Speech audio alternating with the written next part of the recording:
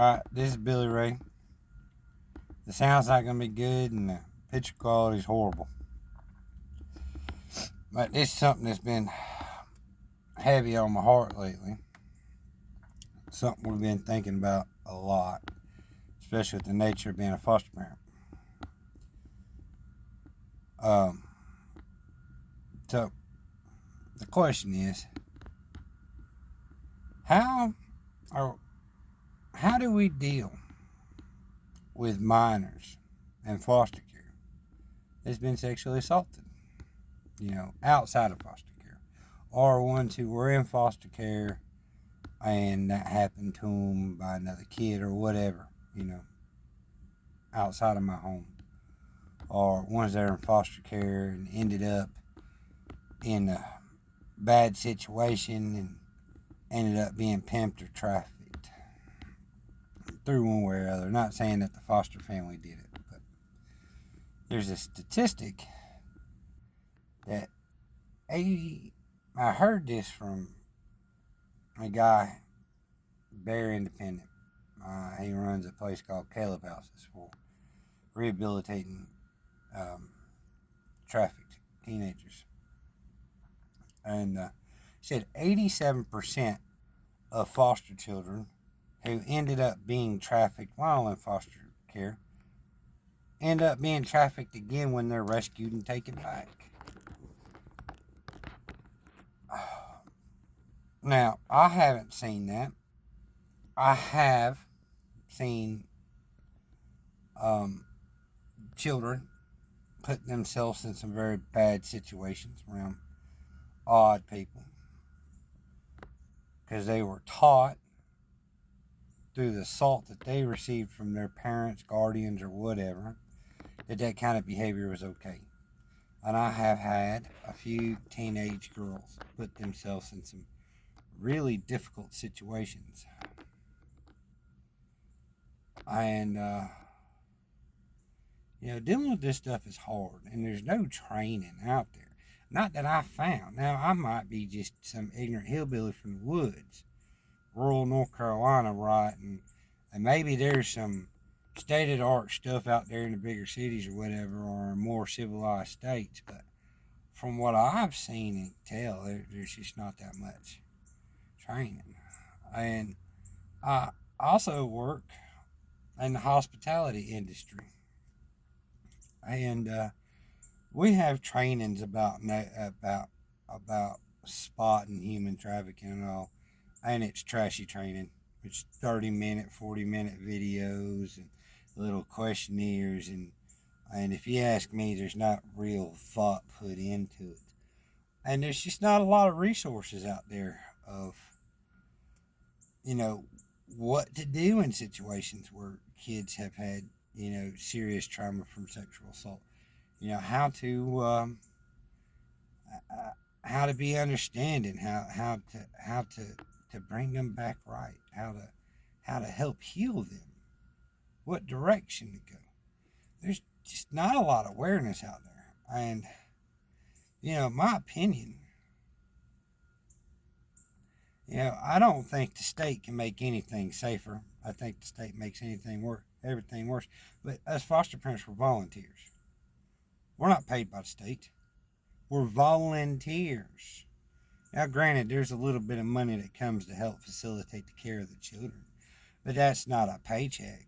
And trust me, you'd be getting 20 cents an hour if you thought that was, pay, right? So you're a volunteer, not even a paid volunteer. The little bit of assistance you get isn't even considered taxable, right? So you're a volunteer.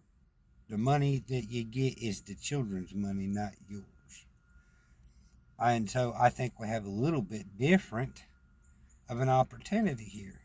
The foster care being volunteer should be 100% safe. Okay, 98% safe. Right? If we've taken the time to open our homes up for these children, then we need to take the time to get the training. But the question is, where's the training? Who do you learn from? And are they right? Does anybody know? Right? Is there some college classes we can take? Is there some online stuff? You know, would it be a good idea to get in one of those groups where people have been sexually assaulted and you go, listen, I don't know. Is that invading their privacy? You know, where they're in their help groups and you're just trying to learn. Now, this is also coming from someone who was sexually assaulted themselves as a child. Fortunately, I was never trafficked.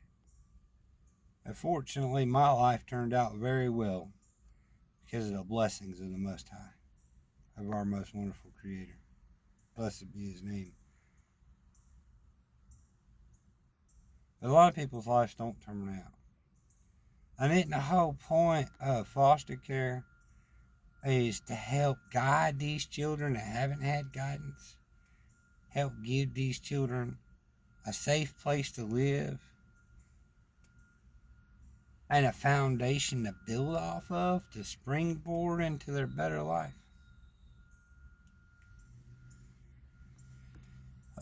Anyone out there know of training, of education that can be sought after? Any type of help groups, literature, books, whatever it might be, please let me know. Please help me spread the word. You know, there's a statistic floating around, again, spread, told by one person. And I ain't been able to find a statistic myself, so I don't know if it's true. But there's one person, very independent guy, runs Grindstone Ministries in the Caleb House, says there's only 420 beds for sexually assaulted children, specifically for trafficked children, to rehabilitate them. 420 beds in the whole country. Now, is that true? I don't know. What I do know is true is I had a suicidal teenager who was also a survivor of sexual assault, who kept trying to commit suicide. And no matter what we did, no matter what we took away from her, no matter how hard we tried, she kept doing it. And it took 3.5 months to get her into a facility. 3.5 months to get her the help she needed. And I don't know if that was the right help she needed or not. Once she goes, there's no contact. We don't know how she's doing, and I wouldn't share that on here, even if I knew. But the point is there's tens of thousands of foster homes, and why can't every single foster home in this country be a real rehabilitation center for these children? Right? Doesn't take $1 million building. It doesn't take all the infrastructure and all it does.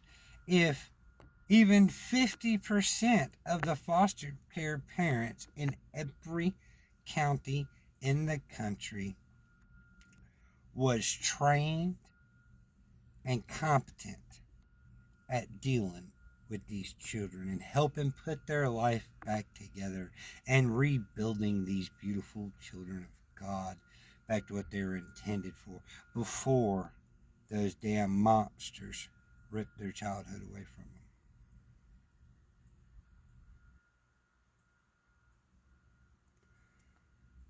Well, please share this video with anyone you think you need to hear it.